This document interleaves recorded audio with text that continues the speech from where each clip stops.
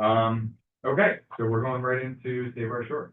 Save the Shore. Actually, it is Save the Shore. But it's gonna save ours too. So that's Okay. good. So I'm gonna click on the presentation. Some members of the audience, some members of the council have seen this presentation. I'm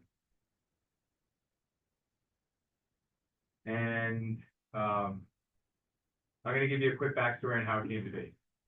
So, about 2 years ago, Chris Tucker, our emergency management coordinator, and I had a conversation about coastal nuisance flooding, the type of flooding that occurs on a regular basis in this town.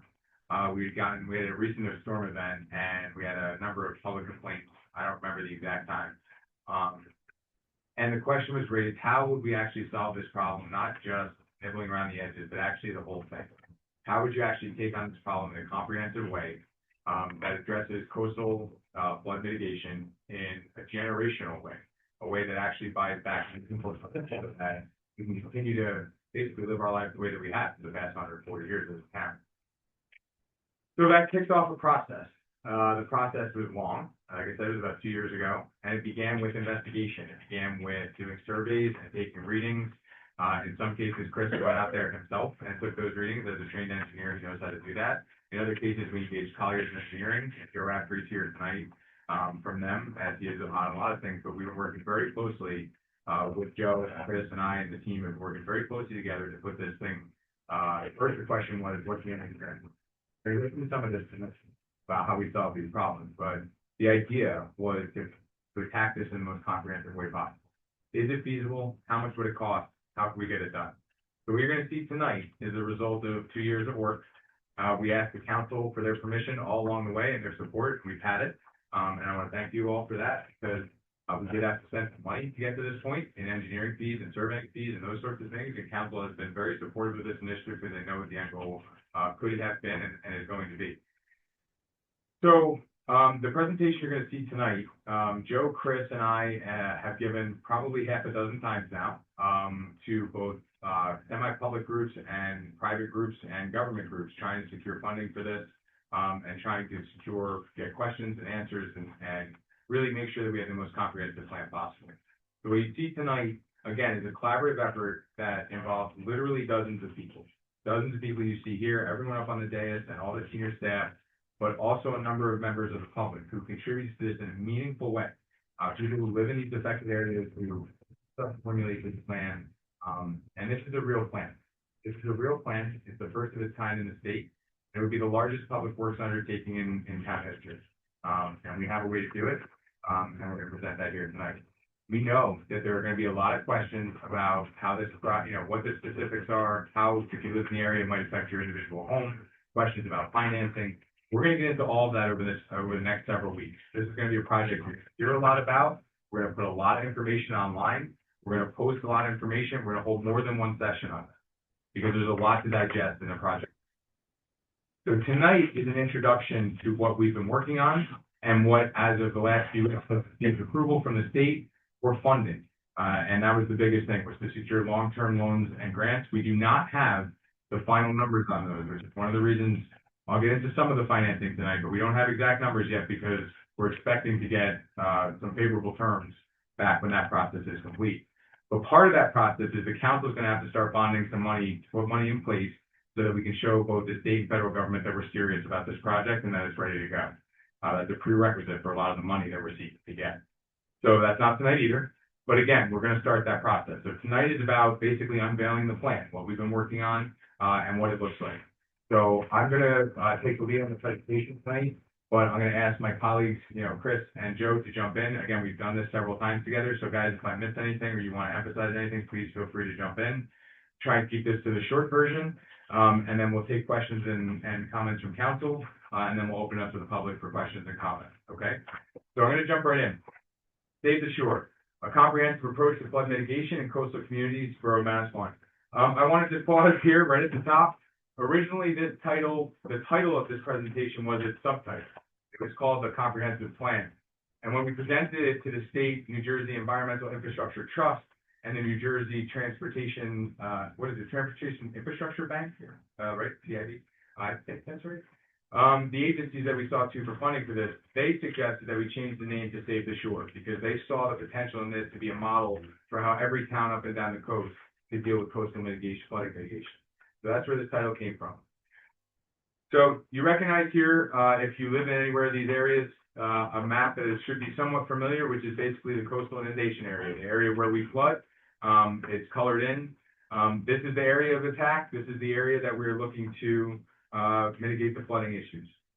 So, Chris, can you get to a mic, Chris, Yeah. so we can do this a little more seamlessly? Yeah, sure. Because I do want you to talk about sea level rise because you were the one who's done research on this, and if you could kind of lend your expertise into this slide, I'd appreciate it. All right, sure.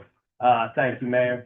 Yeah, so just so everybody's aware, we've been fighting this battle for a long time since the town has existed.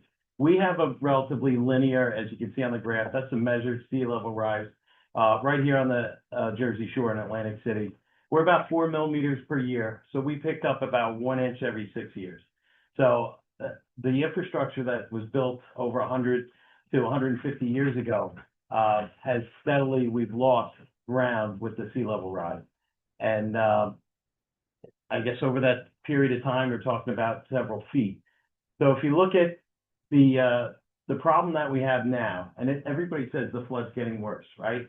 Coastal flooding is getting worse. I've lived in this town for 50 years, and every winter and summer, it's worse and worse. And it's true, it is getting worse. The water level used to be contained within the bulkhead and the marshes and whatnot when this town was originally built. And over time, as that water creeps up, each high tide gets steadily higher. And we're at a point now where the high tides are spilling over the marshes, they're spilling over the bulkheads on a regular basis, monthly to even weekly basis, depending on where you live. So this problem, although it's been happening and steadily happening for the last 150 years, it's now at our doorstep. The problem is now at your doorstep, and the time to act is now. This just gives you a quick shot on Main Street. Anybody that goes down Main Street and to access their home on the beachfront, we flood 63 times per year for a total of about 118 hours. Now that's measured in Manasquan at our tide gauge. If we do nothing in 24 years by 2050, just based on that linear graph, this is not off the, the end of the world scenarios that everybody's telling you glaciers are melting, just based on what you see there, what's happening now, those numbers are going to double in 24 years. That's not that far away. So if we do nothing, there's no escaping this problem. We either have to retreat or we have to act and act aggressively. So, and the last graph there on the right where you see post-project, once this project's completed, the number of times that Manasquan will be flooding in that location will be less than once per year. That's the impact of this project. Thanks, Chris. Sorry. So, flood mitigation strategies, Chris talked about when these slides all aim to answer the question of why. Why are we doing this? And Chris just laid out the case. We've seen flood waters, so I'm not going to reiterate that. But when you know that that's the case, what are your options? Your options are retreat, surround it, or elevate it. The state was caught, I'll say, in a 2020 report using the word retreat. And they've since walked that back, the DEP, and said that that's not what they meant. But let's just put it this way. There are those who believe that that is the answer to this problem.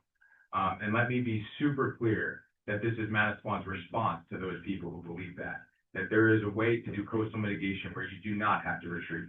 And there are plenty of places in the world that have already learned this lesson and have been doing it for hundreds of years. This is what is considered low-level engineering. This is not advanced engineering. This is simple science that just protects us from the raise in the sea level. So surround and elevate. We have some of that, both elements in this plan. So we're going to go forward and explain how we tie those together.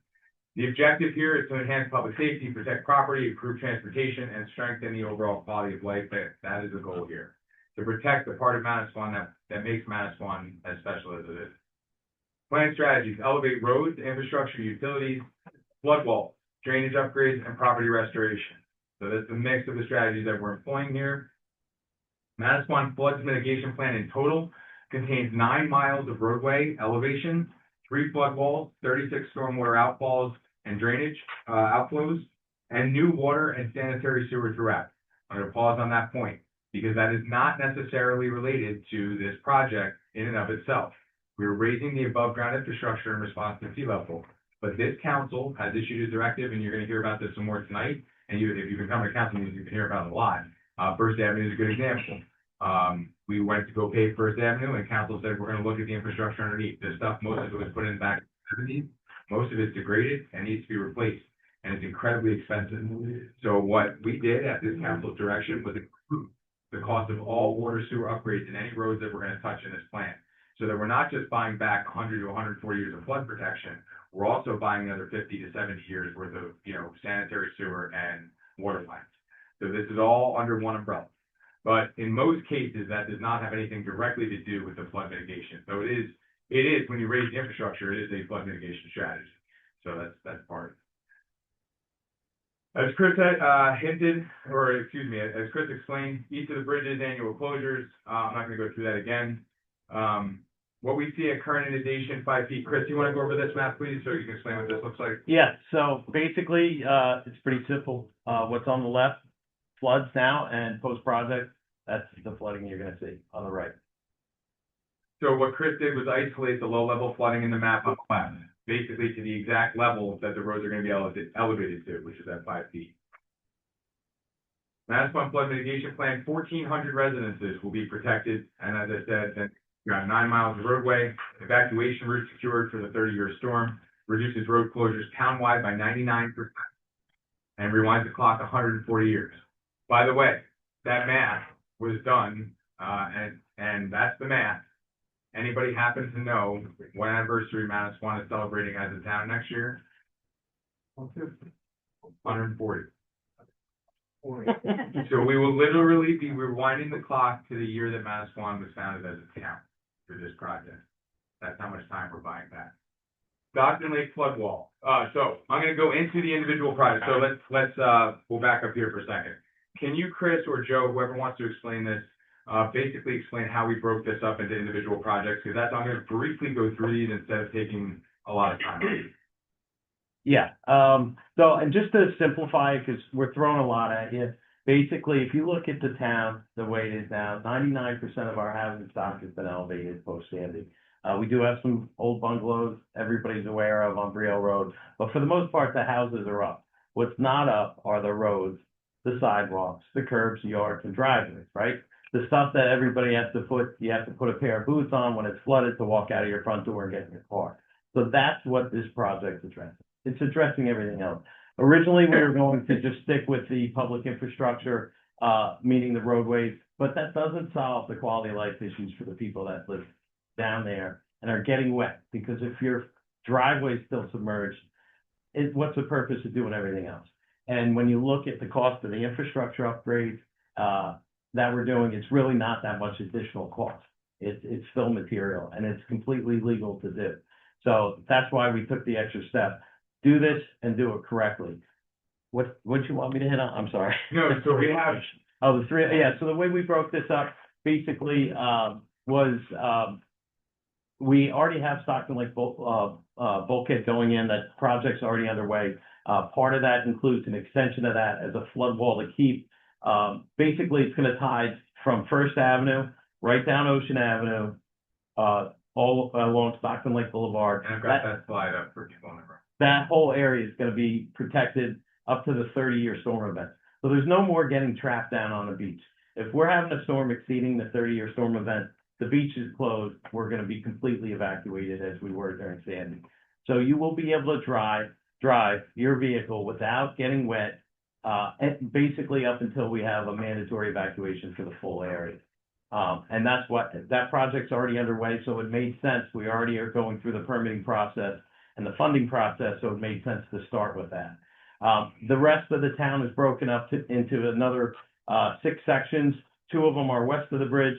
The other 3 are east of the bridge. And then we have just some pavement tie-ins that brings everything to the final elevation. So we're working west to east. The reason behind that is as we get over the bridge into the lower areas, it gets more complex. And we need time to get the design work. So if we take the most complicated area first, that means nothing's getting done until we get all the permitting and the design work done. And we want to move forward with this now. So that's how we're progressing. So and then we have, Stockton Lake Boulevard is the first section, and again, all this information is gonna be online, you'll be able to spend time with this, and you'll be able to ask individual questions. If you live in this area, we're gonna be, obviously going through this over the next few weeks and months. So there's gonna be plenty of time to ask questions about how this affects you individually. The other area is Prime Boulevard, and again, you know what, so those are the two westerns, or did you say three? 'Cause Yeah, so we have technically the Stockton bridge- Lake Front, and then, the Main Street tie. So this is Prime Boulevard. Chris captured this during a typical flood event, and this is a good example. If you can see the water over the roadway that has around the curve there, the next slide, the video, perfect. So this video kind of gives you a great example of what a clear day with a flood looks like, just your standard high tide. And basically, this is about the level. It almost hit it perfectly that day to hit the level of just shy of what we call major coastal flooding. This is your moderate coastal flooding that the project would mitigate against. So when you look at these roads on Prime, and you imagine this is what a typical flood event is looking like on a heavier flood, for sure. But this is what it looks like. What you see is this road, is it as it was that day, and then what it would look like after the project is complete. So the idea here is that the elevation, and this gives you a really good example when people say, well, how is this going to tie into private infrastructure? How is this going to tie into my front yard, to my driveway, to my house, those sorts of things? This is a great example of how most of the topography, not all of it, but most of it in this project zone is that the houses themselves tend to be set back and elevated higher than the roads. And so you're looking at a situation here where it's not so much that the houses are flooded or under the houses are flooded, it's up to the house. And so if we're able to do the elevation project as we've done on Brielle Road, we've done on Stockton Lake Boulevard, again, we've done this technology before. This type of engineering is stuff that's proven and tested. This is what Prime Boulevard is going to look like during some of the worst events that we see in terms of nuisance flooding. So that Main Street West, that's the third west side, Chris? Yep. So Main Street West, this has mostly to do with stormwater outfalls, Chris. Do you want to talk about those for a second? We have road elevation, which I think people can understand pretty easily, but another component of the plan is flood out, stormwater outfalls and flooding outfalls. You want to explain that for a second? Yeah, sure. So, first off, this plan is a preliminary plan. We have run it through in feasibility where we've done surveys and we know we actually, with a high level of confidence, can build this. We have not worked out the final details, but part of that is we've mapped out all the stormwater outfalls. One thing we found, we've had a lot of lessons learned over the last 10, 15 years. One of them is the tide valves. Everybody thinks they're a miracle fix. They're not. They extend the drainage time. Most of our stormwater outfalls are outdated. They were put in 50, 60, 75 years ago. And then when you put a rubber valve on the end of it, you basically restrict it. You cut the flow in half. So what happens once these roads flood, either from a heavy rain or the bulkheads get inundated and water's on the roadway, it takes twice as long to drain. They're great at keeping water out, but once it's there, it takes a long time to get it out. So part of the plan is consolidating these outfalls into single outlets or dual outlets where we have much more ease of maintenance. So we don't have to maintain 9 outfalls. We only have to maintain 2, and they're going to be upsized probably somewhere in the range of almost doubling the pipe size to make sure that we're not backed up for hours and hours once we get a heavy rainfall event. Thanks for explaining that, Chris. And one of the elements of that too that we learned in terms of the lessons learned was access for maintenance. And we talked about that. There's going to be access hatches where feasible, which is going to be pretty much everywhere, so that these hatches can be maintained from the land side. The ones that Chris is referring to, they're in some cases decades old. Even some of the newer ones that we put in, but most of them all have to be maintained from the water side. And it's an incredibly labor-intensive operation. DPW, it's a nightmare. And so as a result, they're under-maintained as well. So we want to make easier maintenance, upsize the valves, upsize the pipes that feed to the valves, consolidate them all. That's another reason why all the water sewer utilities are going to get replaced at once underground. So that all this work can be done in conjunction with one another. So that's the west side. Then we have Ocean Avenue.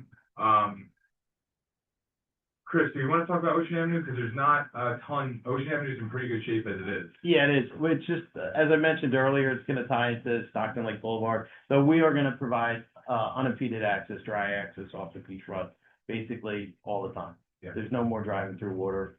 Yeah, and it's relatively, in the scope of things, not all that expensive.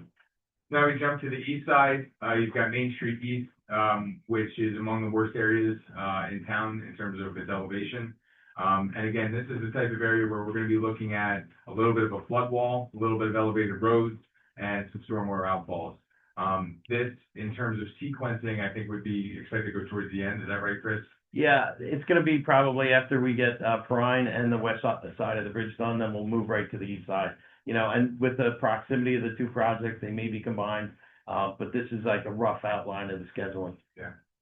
Then there's Brielle Road. Same idea here is the elevation, stormwater outfalls, new water sewer. This, because of its length, is a considerable part of the cost of the project, Brielle Road. But again, this council that is sitting up here now, has taken a real serious approach to the water sewer infrastructure that we never did before. When we did the emergency repair to Brielle Road, it was a proof of concept that worked, and it was not the time to do these types of repairs. It was an emergency situation with the bridge and everything else. But the point is, we're taking a look at the hardest infrastructure project that the town would have to undertake, whether or not we were doing these flood and drainage mitigation projects. Brielle Road is a great example. We have to replace the infrastructure under that road. And so it's an expensive undertaking, but while we're doing it, we're also going to put in these relatively, comparatively inexpensive flood mitigation components. Another video here.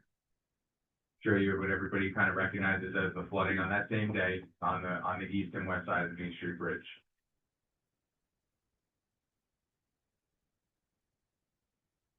And again, this is a pretty good indication of all the water that will not be there when this plan is complete. Second Avenue, same thing, elevated roads, stormwater outfalls, new water sewer, similar to the treatment that First is getting for water sewer. And then we also have the DPW facility, recreational complex. We have the church there, so there's some things that we've got to deal with there. And then finally, a paving tie-in. There's going to be tie-ins needed to connect some of these together. Some of that will happen in sequence, and some of that will happen at the end. It's basically just a point of saying there might be some cleanup things and smart budgeting-wise in terms of planning out the project to say that there's going to be some cleanup things maybe that we haven't anticipated.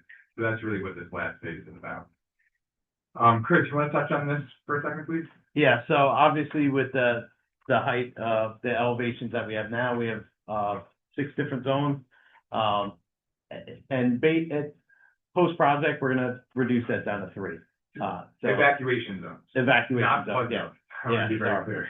So, you know, it just shows you the impact that this is gonna have. I said in prior meetings, Manasquan is an awesome town. We have take a lot of pride in this town. You know, we do have an asterisk by it, and people will say, yeah, Manasquan's a great town, but it's flood, right? So we're looking to remove that asterisk permanently from the town. And so I just want to highlight the point here and also make very clear what it is not, because this is going to go out to the public. So this plan does not change FEMA flood maps. We're not empowered to do that. That's not what this is about. This is not about reducing your personal homeowner flood insurance, because this is public infrastructure. And so this is about giving the town an insurance policy that we can continue to occupy these areas for the next 140 years. This map is what Office of Emergency Management uses to determine who evacuates when during coastal storm events. And so those 5 tiers, Chris and the team will trigger evacuations based on flood levels and a whole bunch of other circumstances within those tiers. And you may or may not know this, but if there's any contact information you have in the OEM system, your cell phone, your email, text messages, all that stuff, it's all coded into these 5 tiers. So then when Chris hits the button on tier 1, if the tier, tier 1 evacuates, all of you get that message. The point is, by doing this, we eliminate 2 of those tiers completely, because you'll still be able to get out of your house under what is now currently the first 2 tiers of flooding. So we are eliminating the need to evacuate residents for 2 of our 5 zones that we currently have, which is a really substantial statement. And I just want to kind of make that clear, because this is the kind of stuff that we're talking about when you talk about buying back time on coastal resilience right here. This is what makes sure that we can continue to occupy these areas for another 100 years. So what are we going to share going forward? We have the presentation that you've seen here tonight. And we have, thank you to the citizens group that came and helped us kind of pre-screen this, a list of frequently asked questions that we posted. I'm going to go I'm gonna use this as a way to go through some questions tonight, but I wanted to pause here, because I wanted to give my colleagues a chance to ask questions. I wanted Joe to have a chance to add anything you might want to add that we left out. Oh, I'm gonna get into financing, but I wanted to just kind of pause on the engineering part of this. Did you have anything you want to add, Joe? No, it's an ongoing effort that the borough has been committed to. There's been a lot of conversations going on, so I'm just curious to see what the public's feedback is at this point, and then hopefully we can provide everyone comfort that, you know, this isn't something we thought about a month ago and we're like, let's present it. Like, there's been a lot of due diligence on it. Questions from the council on the engineering or comments? I have Yeah. when you talk about the raising of the road, are you talking about the crowning like you have now on Brielle Road? So Chris can talk to or Joe, either one can talk to the difference. Is a combination approach in some cases of crowning and in some cases of doing what you're doing on Stockton, which is more of an angle kind of bulkhead approach. But Joe, if you want to, or Chris, you want to jump into that? Yeah. So what we originally did, we've done a number of flood mitigation projects already. We've always stayed within the curb line for a number of reasons. One, it just makes the project simpler. We're not getting into raising yards and sidewalks and impacting public residents' property. It works, but it allows for a very narrow single lane of travel during a flood event, and then at some point that exceeds. And it also comes with, like I said, you have to put boots on to get in your car. You're driving through the water, so it's not. It's an access solution. It's not a quality of life solution. So yes, the roads are coming up, which means everything. It's not just the ground; it's the gutters, everything. So the roads will be. All roads have a crown to them because you have to divert water from the center line to the side. You can't have a flat roadway, otherwise we'd be driving through puddles. So they will have some elevation to the center, but it will be no different than any other road in the town. Any other questions on that portion before Yeah, I go into financing? I guess the only thing to follow up, because Brielle was one of the first pilot programs of this, some people might say, hey, there's an extreme cross slope on Brielle, which is the case because of that initial mindset. So the idea is to get to that goal of the crown being at least at 5 and then leveling it out to be as normal as Main Street is outside. Yeah. So that we have our 0.5% gutter flow to our new drainage system. So ideally we wouldn't be elevation 5 and then 4%, and then your door can't open. So that's where Chris is saying we're looking at everything coming up. So that's going relative away. to the crown. Yeah. That'll no longer be the case. A couple of things. Are you gonna talk, we've talked about sequencing, are you gonna talk about overall project timeline? Thank you, Greg. We have it pegged somewhere between 3 and 5 years. We want to get it done as quickly as possible. Originally it was, we were talking 5 for financing. And then, I don't know, someone said 3, because this is going to be disruptive. And so, no, I'm serious. We want to get it done as quickly as possible if we're going to do this. But there's only so much this area, obviously we can't do stuff in the summer, so there's a limitation there. And then we're working in tight areas to begin with, especially when you get east of the east of the bridges. So that may make it more closer to 5 years, but the goal is to make it no longer than that. And that's good, because I'm gonna follow up with my engineering question, because I'm a finance guy and have no idea. So as we're mitigating, going through the sequences, does it increase the risk to the other areas that had not been mitigated yet? That's a great question. No, it was specifically designed not to do that. So each project can be implemented as a standalone project without negatively impacting any other area. But at the end of the day, when they're all completed, they all seamlessly tie together.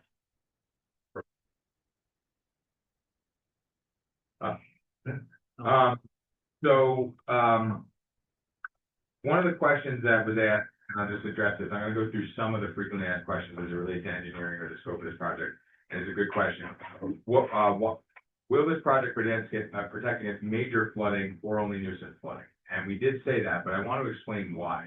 And we've talked about this before, and it relates to another question here about other coastal flood mitigation strategies.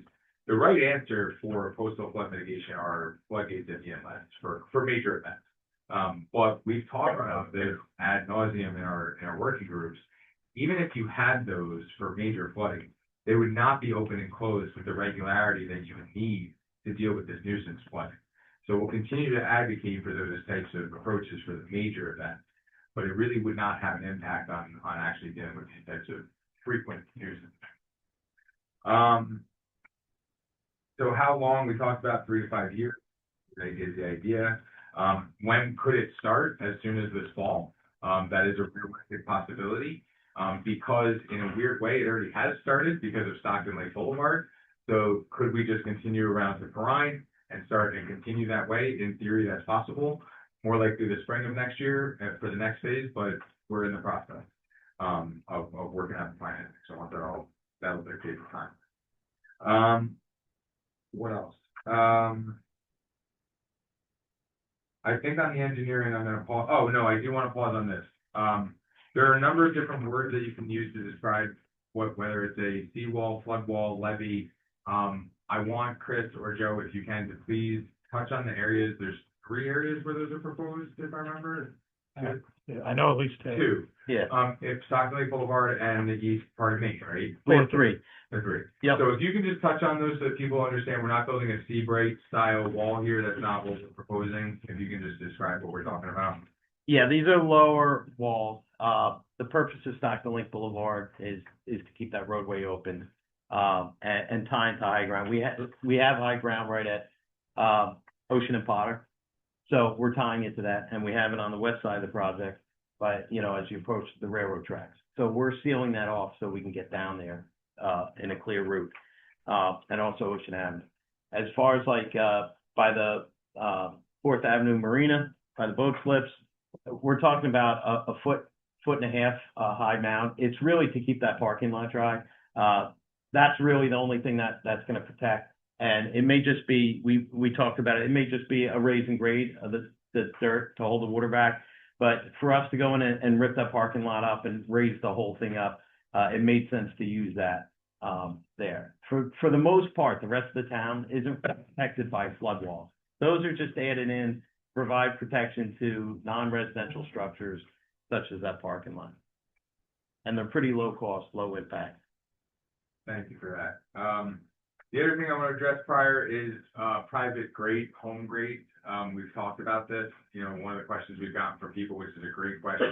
Hey, if you're raising the road and you're raising the curb and you're raising the sidewalk, what about my driveway? What about tie-ins, all that kind of stuff? I will say, and this is where Chris says the plan is not 100% complete, because we don't have the individual answer to individual properties yet. That's going to be and through the design and engineering process. What we have are theoretical answers to all of the situations that we think we're going to come up against in terms of how a property needs the public infrastructure. Can either of you just touch on, generally speaking, how that works? And before you do, sorry, that's the engineering to the project.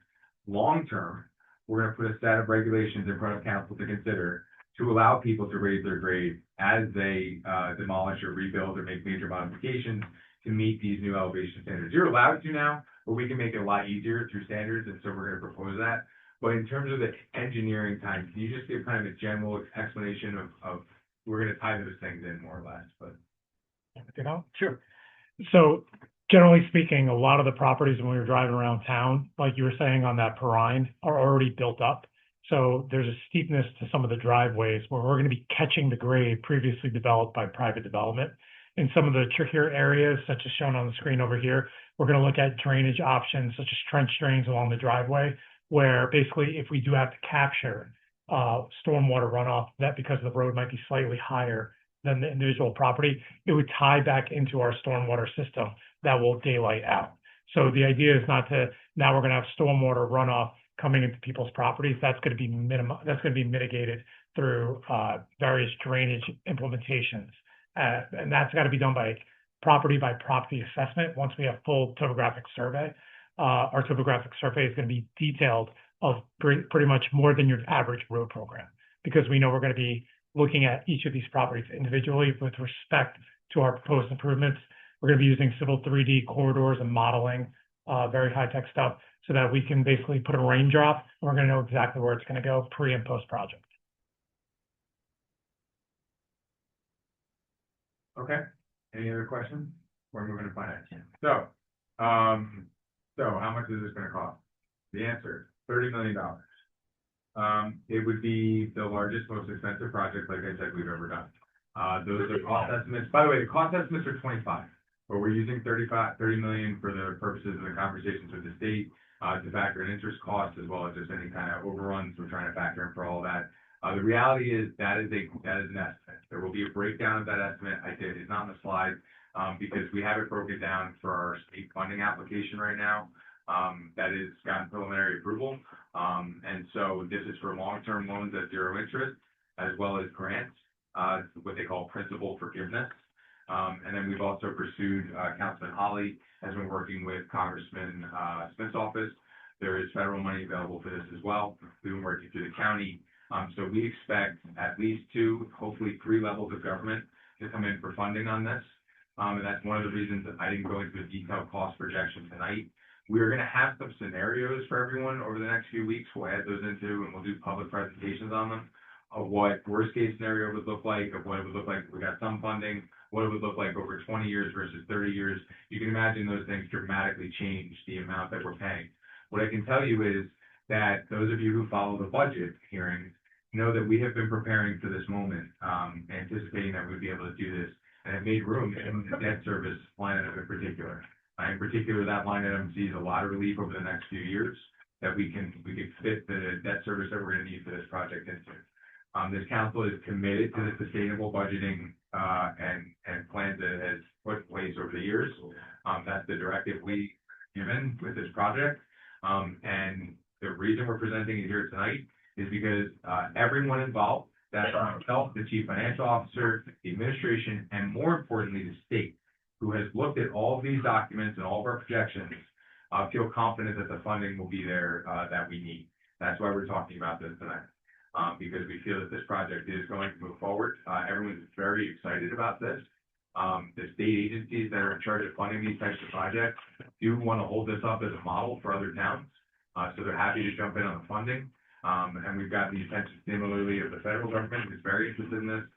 Because this really splits the difference between those who might argue about doing nothing or about panicking from what we see happening with sea level rise. This is the reasonable, moderate, measured approach that gives you real coastal resilience.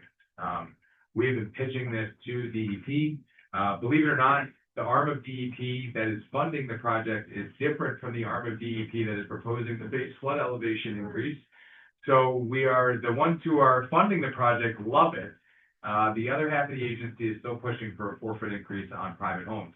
And we have used this project as the absolute tip of the spear for explaining why this 4-foot raise in base flood elevation is so misguided as a policy, even if you believe that sea level rise is a real threat and then we have to deal with it, as we do here. What we're not doing is panicking and saying the sky is falling.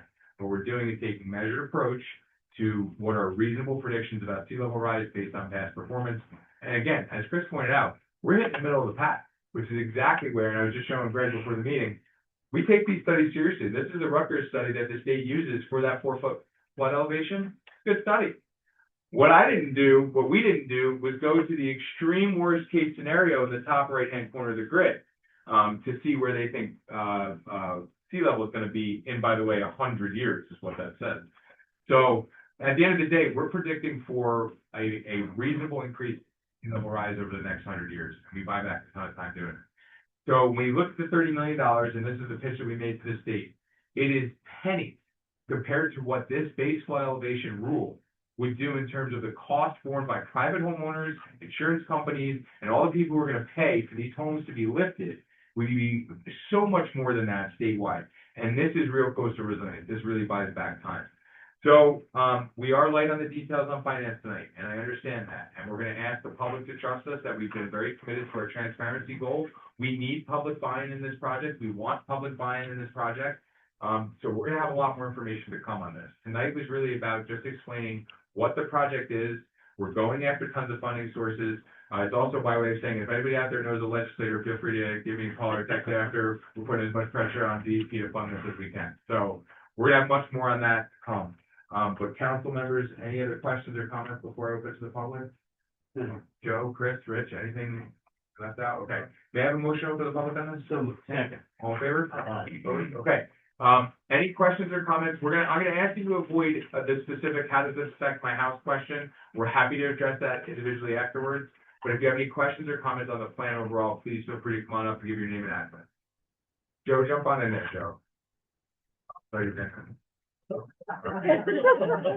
All right, seeing none in the person for now in person, what about on Zoom? Anyone on Zoom have any questions or comments on this?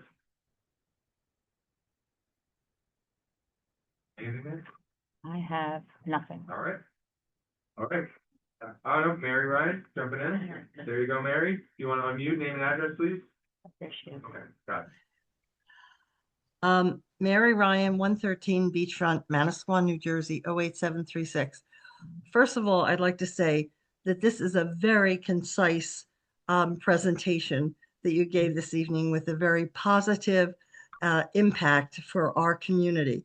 And I have to say that I am very proud to be part of a community that is looking forward and really trying to make changes that are going to benefit our community, and so proud that we may be a model for other communities along the coastline. I've read articles in the newspaper about other communities that have tried to effectively complete the same kind of result that we're presenting here tonight, with other ideas that didn't really set well with the community. And I think this is one that our citizens can buy into, because we recognize that we don't want to really change the nature of who we are as a community. We just want to be able to be sure that we are going to be able to continue here as the community we are, as the future comes down upon us with all this extra water. So I am so appreciative and thankful for everything that the people have done in our administration here who have put this plan together. I'm just so appreciative of that. I did want to just ask one question. Did I know you said that you had input and approval from the council members. Did everybody get to see this entire program before this evening, the council members? I think anyone saw the whole presentation before tonight. Maybe. Oh, did you go? Yeah. I'm sorry. I don't know if everybody was there. I know. Okay. That's why I I'm sorry. Today was I'm the sorry. initial CEP meeting. Sorry, guys. I mean, I couldn't remember. When you guys- So- Well, I'm glad to, okay, well, I'm delighted to know that they're all really kind of on board with this whole thing. Well, hold And on. I I think wasn't Mary. Let me answer your question then, because I wasn't sure what you were saying. Everybody was aware of this, has been kept in the loop of this. I just meant they hadn't seen, I don't think, this final. Oh, okay. All right. Okay, that's it. Well, thank you all so much, all of you, for just giving your approval and your support for this program going forward. Michael, I think you and Chris and Joe did an excellent program tonight, just giving like a thumbnail sketch, really, because I'm sure it's much more involved than this. But I think you did an excellent job, at least making everyone aware of where we're starting with this. And so I just wanted to ask you, you did mention that there would be some sessions going forward, kind of expanding on perhaps what we're talking about tonight. And I just wondered, do you have any idea when the dates would be for some of, because, we had great meetings for Sea-Watch and we were talking about how that went on. And I'm hoping that's exactly what you're thinking about doing for this. And I just wondered if you had any idea how soon it would be, because if you're talking about starting in the fall, we're really kind of pushing the envelope here in terms of getting a date for that. Yeah, well, I also like to push the professionals. When I say the fall, they all like swallow hard and they're like, I can't believe you just said that. They don't think that's gonna happen, but maybe. But the point is, and Brian, I got that from Brian, by the way. But no, Mary, to answer your question seriously, I think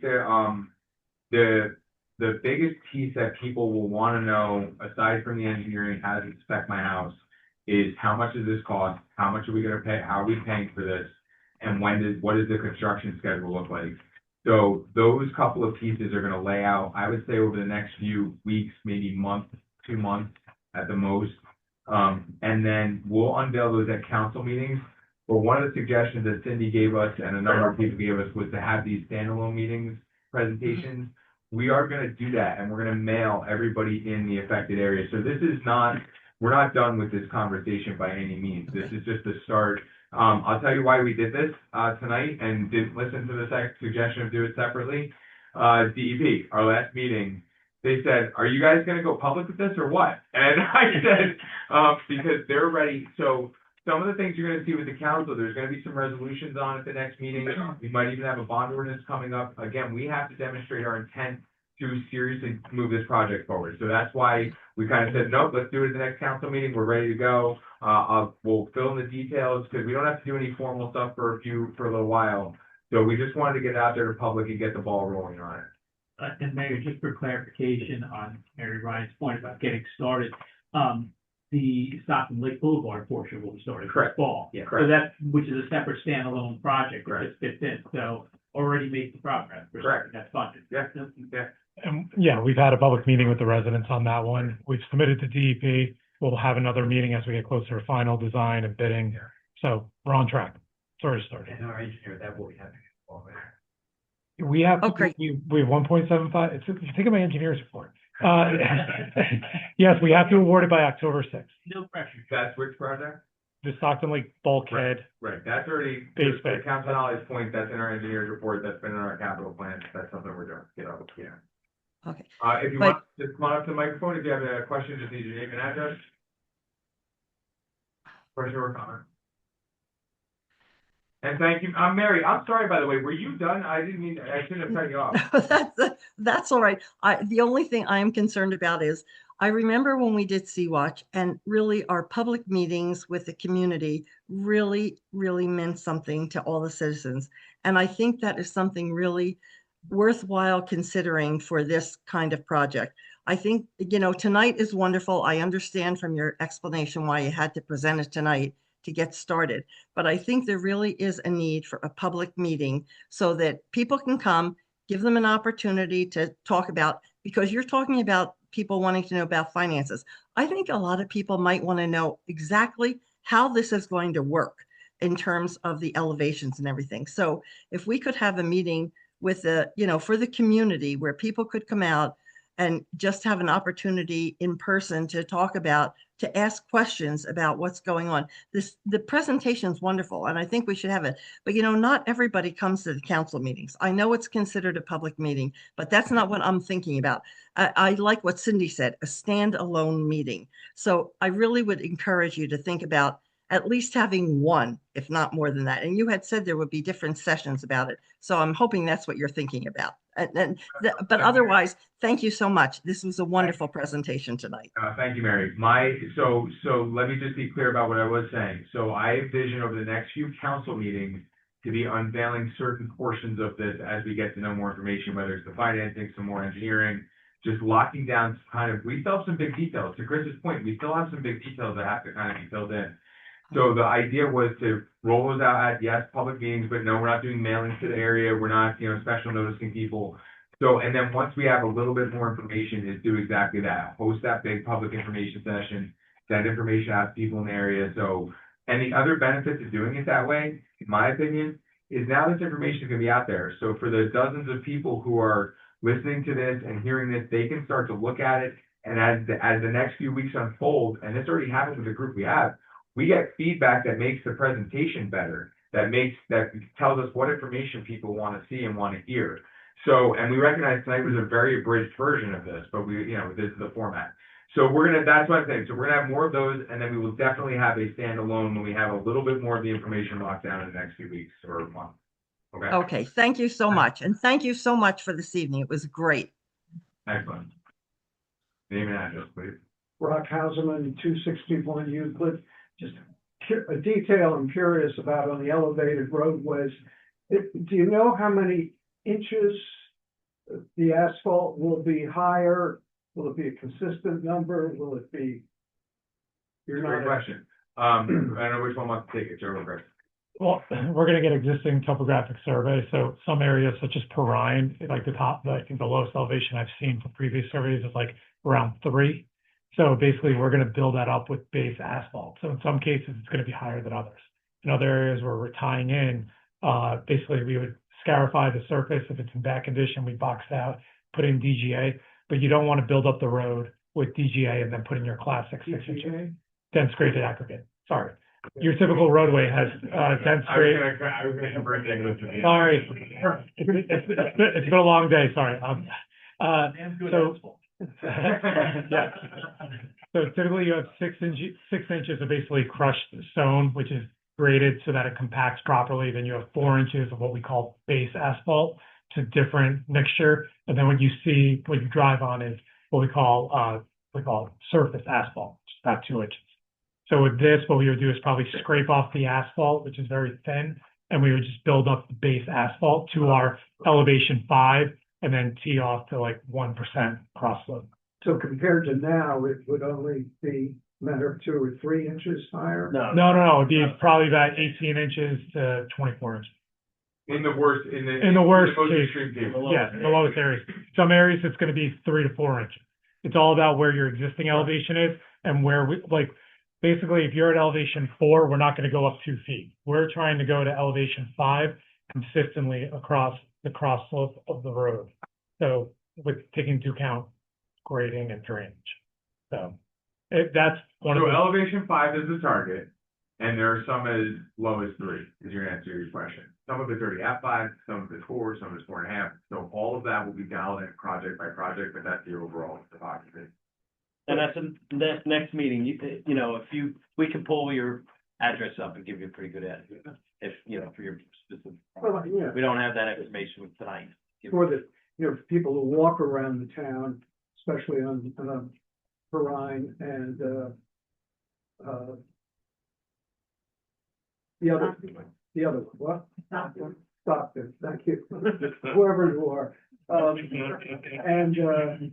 Yeah, kind of get to know the feel of the asphalt, where it's higher, where it's lower, where it's solid, where it's broken up. So you won't be able to feel this as you're walking down the road. It's not gonna be extreme slopes. That's what Joe was talking about. The idea is to create a standard grade and raise everything up to that level. So the idea is not to have these extreme slopes. Yeah, you won't have, that's the whole purpose of eliminate. That's all. Thank you. All right. Yeah. I'd give you a round of applause if it were, That's okay, applause thanks. kind of thing, because it's really, We're, really impressive. yeah, happy to do it. So any other questions or comments? Okay. Oh, yeah, come on. Yeah, come on up. Name and address. Hi, my name is Teresa Harris. I live at Classical Alley. I'm from within, I think, each side of what's been presented. I want to thank you all very much for this project and the hard work you've done on it. My question is for you, Mayor. You held up a Rutgers study. Yeah. Okay, and within that Rutgers study, there was a bar. And that bar, I believe, and believe me, I'm very new to this, so I'm trying to learn along with everybody here. But that bar, you mentioned, well, we're not going with the worst case projection scenario. So I'm curious, within that bar, since this entire project, I'm imagining, is based in part on what you're forecasting that to see, where exactly on that chart did you base your forecast? So I can show you on this. It's hard to see obviously from there. Yeah, I can take a photo of it after. But basically, where this falls, it wasn't based on this. I can tell you where our projections fell on this. As Chris explained earlier, we use past acceleration as future. So where that puts you is basically, it's like right in here-ish, in the middle-ish. But I can show you afterwards. Okay. So the idea here is, it's more about the approach, and I want to be clear about this. For anybody who might say, well, what if it's worse? The approach is sound engineering that can be duplicated in the future.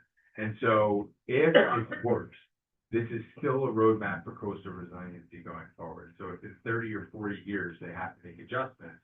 They can do the same adjustments that we're doing here, and it won't be that difficult. And again, by raising the private grades as well, we're actually making this problem better than, let's put it this way. There's no jurisdiction in the state of New Jersey that requires, or not requires, even encourages increasing of private grades to manage public infrastructure, because there's no public infrastructure that's raised. So what we're creating here is a culture and a regulatory scheme that will allow this to work forever. The problem that towns have is no one's starting. No one's doing this. We have to start. And so this is a reasonable projection based on past performance. Could it be worse? Yeah, could be. But in 30, 40, 50 years, another council can address that, but they will already have a roadmap on how to do it, and will still have bought back decades of time of where we are from that, which again, no other town is doing. And this is what kills me. Instead of having that conversation at DEP and talking about how to fund these projects and how to promote these projects, we're having fights about raising houses that are already raised. So that's my own, I think, but that. Okay. It is. Okay, thank you. Thank you.